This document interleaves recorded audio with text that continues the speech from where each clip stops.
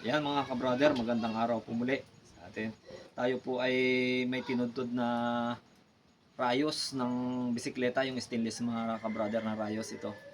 Gagawin nating spong, natuntod natin ito nung isang araw. Gagawa natin ng kawil, lalagyan natin ng kawil ito mga ka-brother. Yan. Kailangan po natin sa paggagawa ng kawil ay meron po tayo ditong ito mga ka-brother. Ito, yung yan. Panghasa natin mga ka-brother yan. Bali ito mga ka-brother ay makina ng dryer. Yan.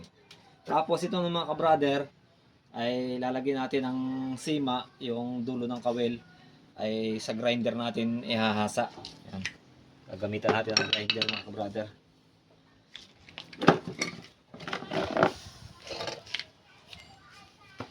Para mas madali kaysa sa kikikili natin, kuha natin ang grinder.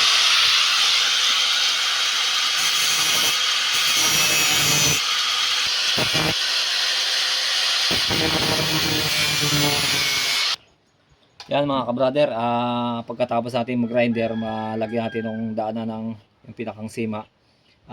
Kikikilin muna natin para mas malinis ang pagkakasima ng kawil.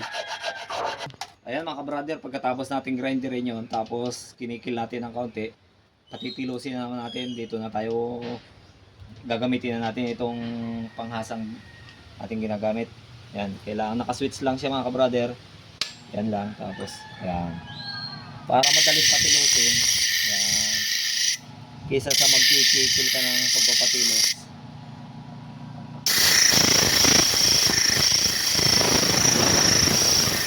Pagka may ganito.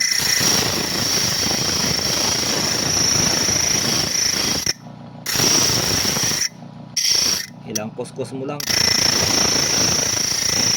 Pupor. Pero ito ikikikilip pa.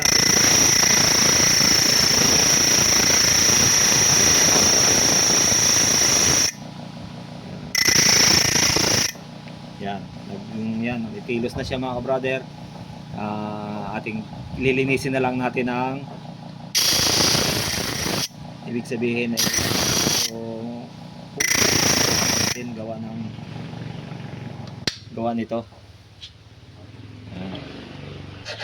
Yan. Kaunti lang ka-brother ang ating gagawin dito dahil lang malaking tulong yung ginawa natin, yung ginagamit natin dinamo. Ayan mga ka-brother, ito na po yung kawil na ating ginagawa, nasa spong. Doon sa mga nagtatanong mga ka-brother kung ano itong spong, ito mga ka-brother ay isa rin sa pamamaraan sa panghuli ng gulyasan. Bale ito mga yan mga ka-brother, gagawa na natin ng kawil. Naggawa tayo ng DIY na pako, tapos kinilo natin. Ang paggagawa ng kawil nito mga ka-brother ay simple lang. Doon sa mga maggagawa ng kawil ay yan, medyo sikip pa nga itong ating nagawa. Kikiluin lang ito mga ka-brother kasi muna. Yan mga ka-brother, ito po yung paggagawa ng kawil ng spong. Bale sa ginawa ng DIY yan, may bakante dun sa dalawang pako, kinilo natin yan.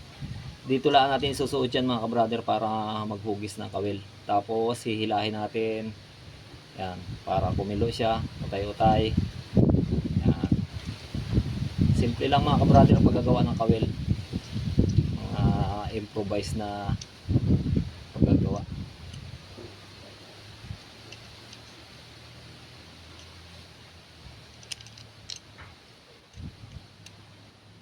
Ito mga ka-brother, spong na ito, napakabisa din itong pang huli ng gulyasan.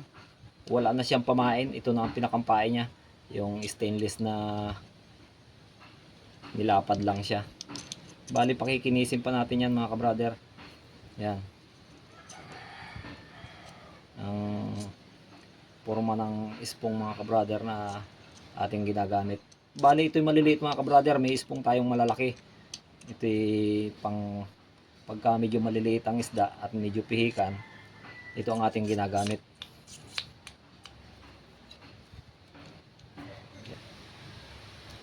Ayan mga ka-brother, ito na po yung ating ginawang spong na maliit.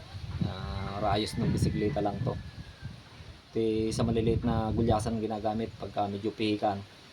Tapos ito'y puputulin natin at bubutasan dito. Tapos dito na natin itatali yung asero na kung tawagin sa amin. Ay bali ito mga kabrader yung ating natapos na. Yan. Bali ito'y pakikintabin pa mga kabrader. Grinder pa lang natin ito. Kaya gaya ng kulay niyan. Yan. Ito ay lilihahin pa natin para kumintab siya. Yan mga kabrader, at sana po ay tayo ay may natutunan doon sa paggagawa ng kawil, ng ispong. Yan, sa ating mga followers, maraming salamat po. At doon naman po sa mga bagong nakakapanood, pakipollow po ng aking channel. At maraming salamat po. Hanggang sa muli. Bye bye.